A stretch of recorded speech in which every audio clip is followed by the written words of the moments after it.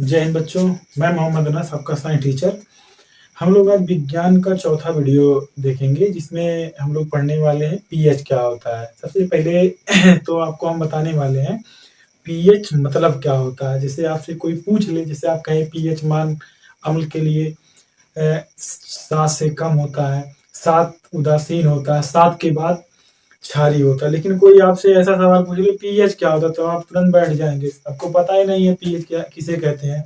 तो आज हम आपको बताएंगे एकदम आसान तरीका पीएच किसे कहते हैं। आप देखेंगे पीएच में ही सब कुछ छिपा हुआ है। जैसे लिखा जाता है पीएच, देखेंगे पीएच, इस पे देखिएगा पी और एच, तो कहते हैं पावर ऑफ हाइड्रोजन। क्या कह सकते हैं? POWER, पावर ऑफ हाइड्रोजन, या हिंदी में कहेंगे हाइड्रोजन की शक्ति को पीएच कहते हैं। आज के बाद कभी भूलेंगे? कोई मान लो पूछ ले, आप किसी से कह रहे हो पीएच किसे कहते हैं, पीएच मान क्या होता है, तब तक कोई आपसे पूछे पीएच मतलब ही क्या होता है, तो आप क्या डिफाइन करेंगे? पीएच मतलब क्या होता है? Power of hydrogen. क्या बोलेंगे? पावर ऑफ हाइड्रोजन, अर्थात हाइड्रोजन की शक्ति को क्या कहते हैं? पीएच कहते हैं। आप इसको जरूर नोट कर लें, पावर ऑफ हाइड्रोजन क्या होता है। अब बात करते हैं, पहला टॉपिक है कि पीएच परिसर। परिसर क्या होता है? जैसे आप घर बनवाते हैं तो फैलाते, मतलब आप इतना डायमीटर मापते हैं कि हमारा घर यहाँ से यहाँ तक होगा। उसी तरह पीएच क्या होता है? पीएच के लिए आप अगर पैमाना देखेंगे तो आप जानेंगे पीएच को 3 भागों में डिफाइन कर सकते हैं। मतलब 3 तरह से टेस्ट करते हैं कि कौन कौन पीएच होगा। एक मान लीजिए स्केल हम लेते हैं, यहाँ 0 है, यहाँ 7 है, यहाँ 14 है, तो यहाँ से यहाँ तक ये सभी क्या होंगे? अम्ली। कैसे होते हैं? अम्ली होंगे। उसके बाद देखेंगे जो ये 7 होता है, 7, इसको कहते हैं उदासीन। अगला देखेंगे 7 से 14 के बीच ये क्या होगा? क्षारीय होगा। कैसा होता है? क्षारीय। तो आप देखिएगा यहाँ पे 0, 1, 2, 3, 4, 5, 6, 7, तो कहां तक? 7 तक। 0 से लेकर 6.9 तक, कहां से कहां तक होगा? 0 से लेकर के 6.9 तक क्या होगा? अम्ली। उसके बाद 7 से लेकर के 7.9 तक क्या होगा? उदासीन। फिर 8 से लेकर के 14.0 तक क्या होंगे? क्षारीय। तो अगर मान लो कोई पूछे आपसे कि पीएच परिसर कहां से कहां तक है, तो यह एक परिसर के रूप में होगा कि नहीं, जो एक से लेकर के 6.0 से लेकर के 6.9 तक, तो यह जो 6.9 है वह इसके परिसर को बता रहा है। तो हम लोग इसको डिफाइन कर सकते हैं, इसको परिभाषित कर सकते हैं, इसको समझ सकते हैं। देखिए कैसे कह रहा है कि किसी अम्ल क्षार सूचक के रंगों में परिवर्तन किसी निश्चित पीएच पर न होकर। कोई पूछे ये निश्चित पीएच क्या होता है? जैसे मान लो आपसे पूछ लिया जाए जल का पीएच मान कितना होता है, तो आप तुरंत बोलेंगे 7। कितना होता है? 7। जल का पीएच मान कितना होता है? जल का पीएच मान 7 होता है। तो यह एक निश्चित मान हो गया ना। लेकिन अब पूछे कि दुनिया में जितने जल है उनका पीएच मान कहां से कहां तक होगा, तब वह एक परिसर के अंतर्गत आ गया। अब सभी जलों का हम बताए 7 से लेकर के सभी जल का अगर देखेंगे, एक्सेप्शन का वर्षा जल का। वर्षा जल का बहुत कम होगा, लगभग अम्ली होगा। अम्ली वर्षा जल का तो 5.2 होगा, या 5.2 सही है, 5.4। लेकिन सभी जल का मैक्सिमम देखेंगे तो 7 से लेकर के 7.9 तक मानते हैं। तो यह जो है यह किसी एक निश्चित मान पर नहीं हो रहा, बल्कि एक निश्चित परिसर पर हो रहा। तो कह रहे किसी निश्चित पीएच पर न होकर, ये पॉइंट इंपॉर्टेंट है। एक निश्चित सीमा पर होता हो। कहां पर होता हो? एक निश्चित सीमा पर। सीमा जैसे आपसे पूछा जाए कि अम्ल कहां से कहां तक हो सकता है, तो हम पटरी पर आपको करके बताए कि अम्ल होने के लिए कंडीशन है कि वो 0 से कहां तक हो? 6.9 तक। इसके बीच में जो आएगा सभी क्या होंगे? अम्ली। क्या होंगे? अम्ली होंगे। बात क्लियर है? तो यह एक आपका क्या हुआ? परिसर हुआ ना, 0 से 6.9 तक। तो कह रहा है एक निश्चित सीमा पर होता है, क्या कह रहा था, पीएच परिसर। आइए इसके कुछ महत्वपूर्ण एग्जाम्पल दिए हैं, इसको हम लोग समझते हैं। जैसे दिया हुआ आपका मेथिल ऑरेंज, तो अगर कह दे मिथिल ऑरेंज का डायरेक्ट जो होता है लगभग 4.3 होता है, तो ये तो निश्चित मान हो गया ना कि 4.3, लेकिन नहीं, समझते हैं कि इसका जो मेथिल ऑरेंज का पीएच परिसर होता है, पीएच मान नहीं बल्कि पीएच परिसर, वह आपका होता है 3.1 से 4.4। लेकिन अगर कोई पूछ ले कि जो मेथिल ऑरेंज है इसका अम्लीय विलयन में पीएच मान के पीएच परिसर क्या होगा, यह लाल होगा, नीला होगा, पीला होगा, हरा होगा, और क्षारीय में कैसा होगा, तब आपके लिए समस्या होगा। लेकिन आप पहले ये जानिए 3.1 से 4.4 तक क्या होगा, मेथिल ऑरेंज का पीएच परिसर होगा। लेकिन अम्लीय विलयन में इसका रंग अगर देखेंगे तो कैसा होगा, लाल, कैसा होगा, लाल। बात क्लियर है। और क्षारीय विलयन में अगर देखेंगे तो ये आपका दिखेगा पीला, कैसा दिखने वाला है, पीला। बात क्लियर हुआ। आगे देखते हैं, अम्लीय विलयन में लाल, क्षारीय विलयन में पीला। लिटमस देखेंगे, लिटमस आप सभी को पता है रिजल्टेंट का होता है लिटमस में से, नीले को जो क्या कर दे लाल, नीले को जो क्या कर दे लाल, वह अम्लीय होगा, और जो लाल को क्या कर दे नीला, हो क्या होगा, क्षारीय। तो इसका रिजल्ट क्या निकलेगा, अम्लीय में भी क्या होता है, लाल, और क्षारीय में क्या होता है, नीला। क्या होता है, क्लियर है। अगला देखेंगे, इसका रेंज कहां से कहां तक है, लिटमस का देखिए 5.0 से 8.0 तक, अम्ल और क्षार के बीच में। अम्ल और क्षार जैसे आपको बताया गया है, ये बात क्लियर रखिएगा। लास्ट कितना 14 है, मध्य कितना 7, शुरुआत कितना 0। तो आप देखिएगा यह 14 से पहले और 0 से पहले, मतलब 0 से 14 के बीच में है ना, सही नाते अम्ल और क्षार दोनों को यह बता रहा है। इसका रंग कैसा होगा, अम्लीय माध्यम में लाल, क्षारीय माध्यम में नीला। बात क्लियर है। अगला देखते हैं फिनाल रेड का, किसका देखते हैं, फिनाल रेड का। अब देखिए इसका भी दिया हुआ 6.8 से लेकर के 8.4। अगर देखेंगे अम्लीय विलयन में तो यह अपना रंग कैसा दिखाता है, पीला, कैसे दिखाता है, पीला। और इसमें कैसा दिखाता है, लाल, कैसा दिखाता है, लाल। बात क्लियर है। लास्ट देखते हैं मेथिल रेड, क्या, मेथिल रेड, इसका कितना होता है 4.2 से लेकर के 6.3 तक। अगर कोई पूछे इसका अम्लीय विलयन में क्या होगा, लाल, और क्षारीय विलयन में क्या होगा, पीला, क्या होगा, पीला। बात क्लियर है।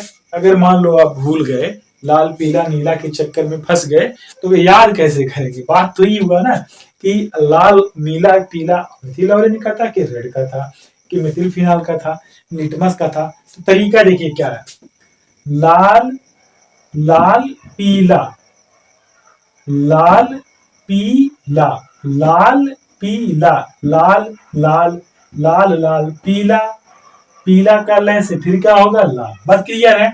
इधर देखिएगा पीला नीला, लाल पीला, पीला नीला, लाल पीला, लाल लाल नीला पीला, ना गलत, लाल लाल पीला नीला, पीला नीला, लाल लाल। बात क्लियर है। ऐसे याद कर डालिएगा अपने हिसाब से, हम इसको सेट किए, आप भी ऐसे सेट कर लीजिएगा। बात क्लियर है।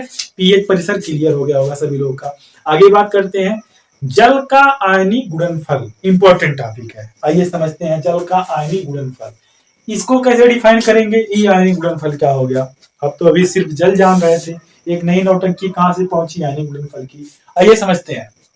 जैसे अगर देखेंगे H जो होता है H2O, इसका सूत्र अगर देखेंगे, जल का सूत्र जो होता है वो होता है H2O।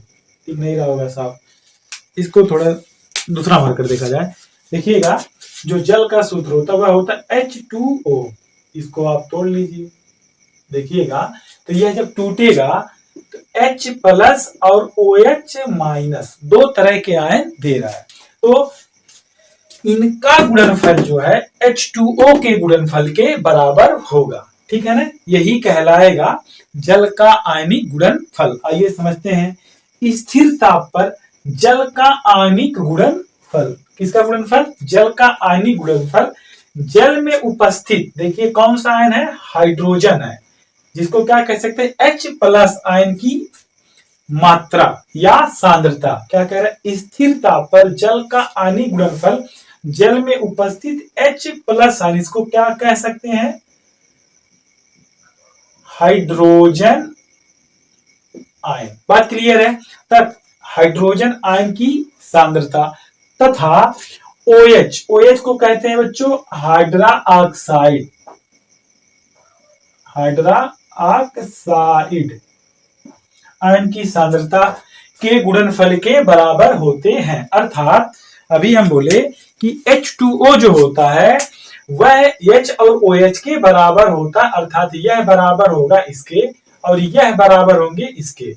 अब इनको डिनोट करने का जो तरीका है, जैसे आपको संकेत करने का तरीका, मान लीजिए हमारा नाम है संसारी है तो ए कह सकते हैं, तो वैसे जल के आयनिक गुणनफल को डिनोट करने का तरीका है, इनको कहते हैं KW। के मतलब पोटेंशियल शब्द समझिएगा, स्थिरांक के लिए प्रयोग किया गया, और W मतलब वाटर, या कह सकते हैं जल का आयनिक गुणनफल को डिनोट कैसे करेंगे, KW से। इसको कैसे डिनोट करते हैं, KW से प्रदर्शित करते हैं। अब देखिएगा KW का जो मान होता है वह होता है 1×10⁻⁻14। अगर हम इसको H और OH के रूप में तुलना करेंगे तो हम लोग कह सकते हैं कि H प्लस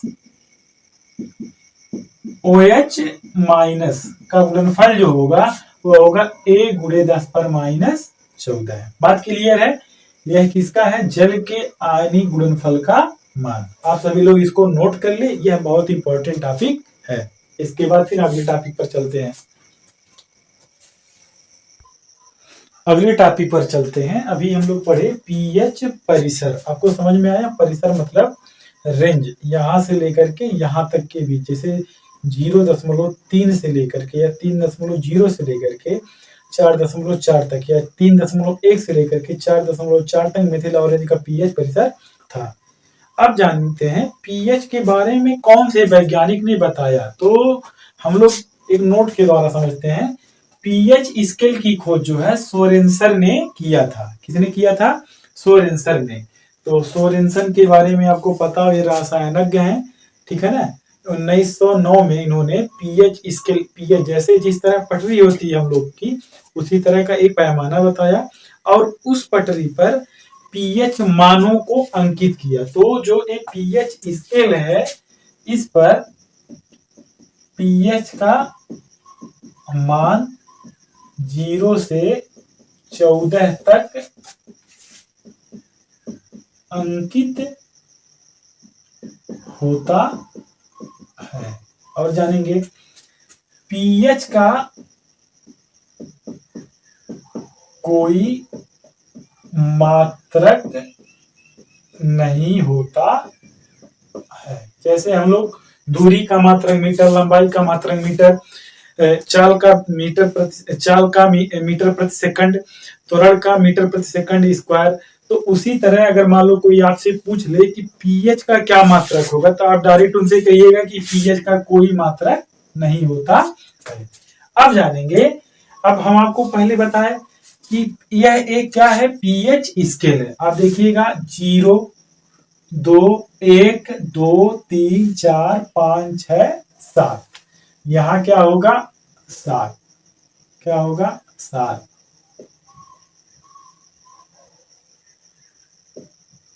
7 होगा। फिर यहां कितना होगा, 14। बात क्लियर है।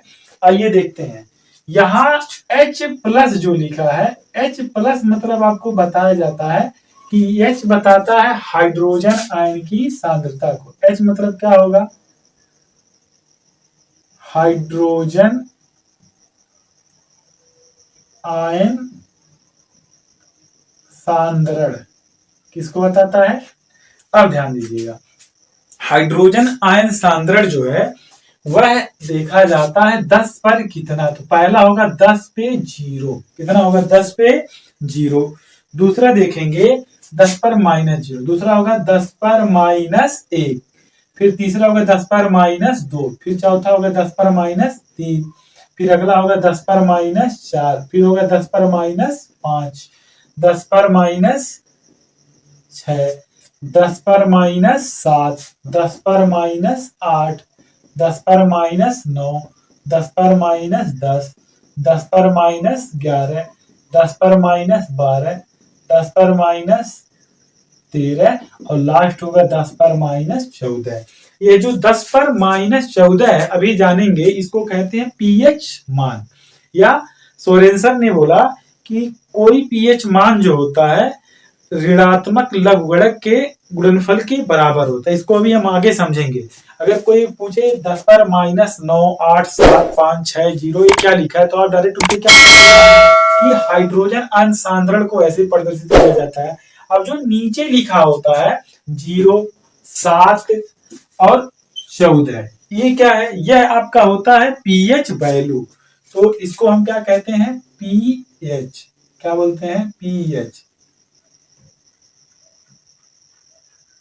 इसको कहते हैं पीएच। और इसका मान होता है, पहला 0 होता है, दूसरा 1 होगा, फिर 2 होगा, फिर 3 होगा, फिर 4 होगा, 5 होगा, 6 होगा, 7, 8, 9, 10, 11, 12, 13 और लास्ट क्या होगा, 14। अब हम लोग इसको 3 भागों में बांटेंगे। कहां से कहां तक देखिएगा अम्लीय होगा, कहां से कहां तक क्षारीय होगा और कहां से कहां तक उदासीन होगा।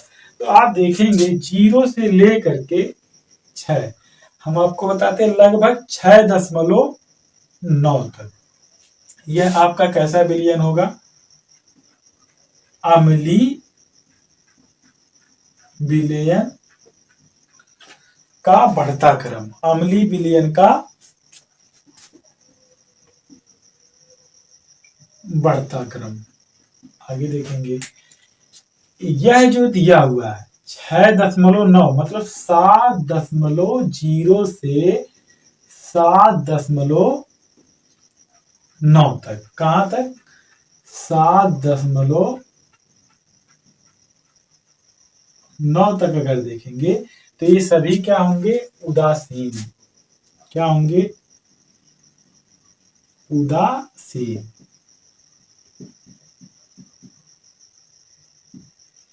उदासीन समझ रहे हो। जैसे आप कभी उदासीन हो जाते हैं तो आपको ना अच्छा समझ में आता है ना बुरा, उसी तरह समझिएगा। उदासीन मतलब ना कोई खट्टा ना कोई कड़वा, अर्थात ना कोई अम्लीय ना कोई क्षारीय। अर्थात जैसे जल ना तो खट्टा होता है ना मीठा होता है, अर्थात न कड़वा होता है ना खट्टा होता है, तो न अम्लीय होता है न क्षारीय होता है। तो उसको कहाँ काउंट करते हैं, जल उदासीन बिंदु में। आगे देखिएगा, बाकी जो बचे 7, 8 से लेकर के कहां तक, 14 तक। 8 से लेकर के 14 तक ये क्या होंगे,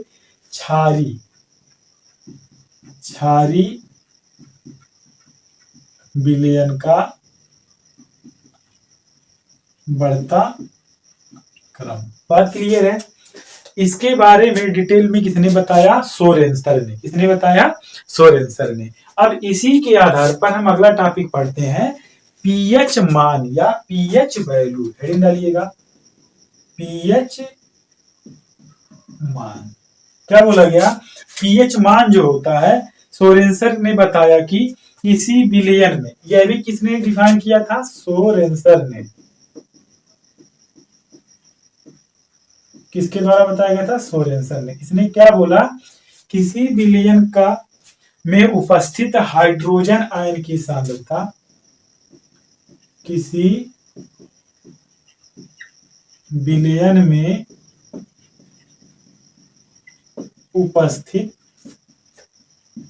हाइड्रोजन ब्रैकेट में H+, अर्थात अगर देखेंगे जो यहां ऊपर लिखा हुआ हाइड्रोजन आयन सांद्रण या हाइड्रोजन आयन की सांद्रता, हाइड्रोजन आयन सांद्रण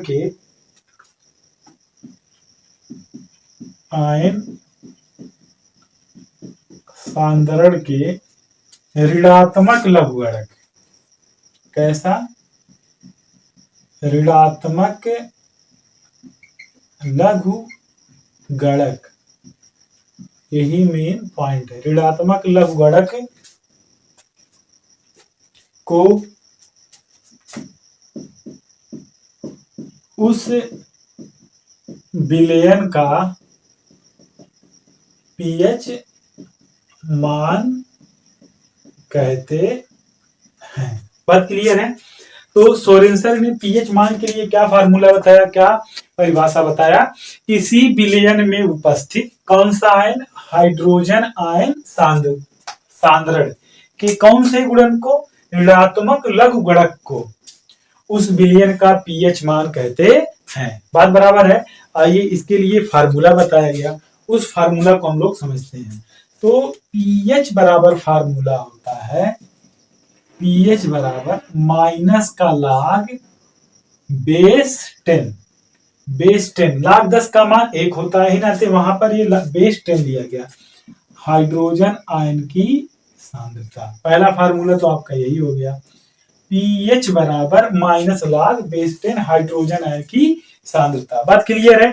लेकिन अगर मान लीजिए कहीं पीओएच पूछ ले, तब आपको लगेगा ये पीओएच क्या है, तो पीएच का उल्टा होता है पीओएच। उसके लिए फार्मूला आपका नया बनेगा, log पीएच बराबर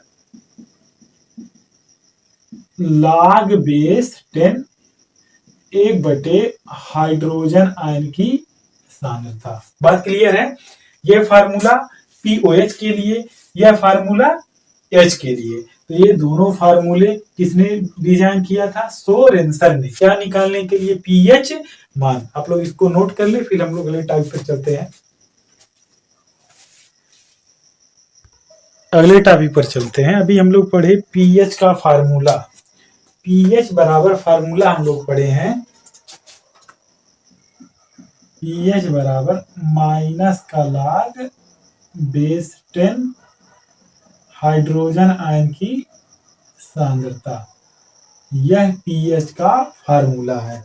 आइए हम लोग इस पे दो सवाल लगाते हैं। देखिएगा सवाल क्या लिखा हुआ, अगर छोटा दिख रहा है तो हम सवाल बोल दे रहे हैं, आप लोग नोट कर लीजिएगा। एक विलयन में एच आयन की सांद्रता 10⁻⁹ है। कितना, 10⁻⁹ मोल प्रति लीटर है। इस विलयन का पीएच मान बताइए तथा विलयन की प्रकृति।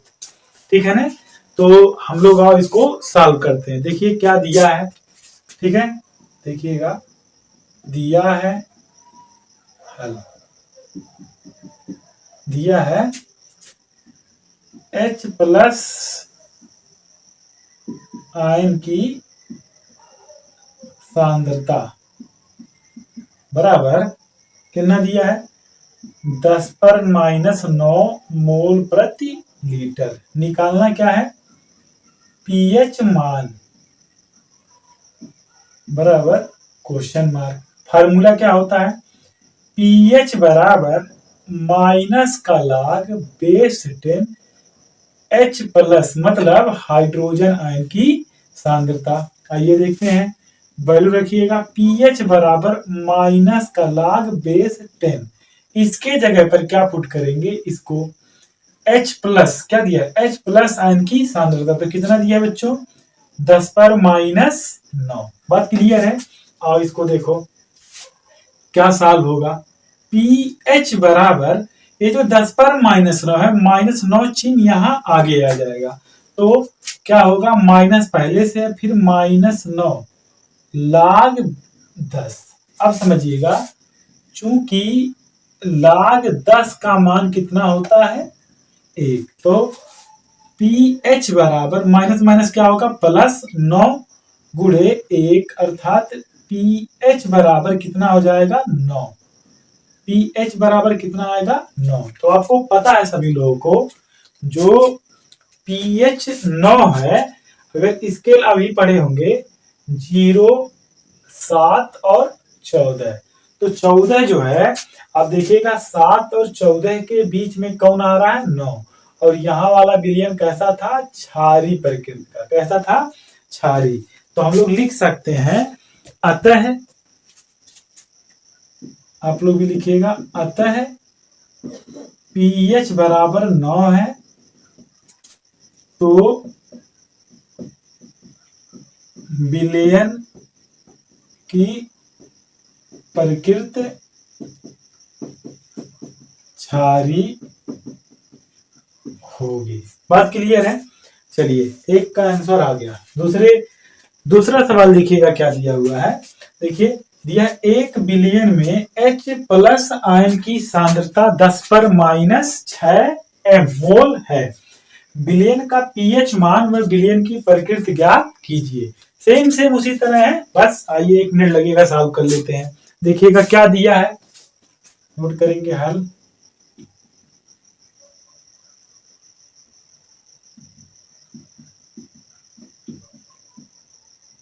दिया है क्या, H प्लस की सांद्रता कितना है बच्चों, 10⁻⁶ m। क्या निकालना है, पीएच मान बराबर क्वेश्चन मार्क। फार्मूला क्या होता है, पीएच बराबर माइनस का log बेस 10 H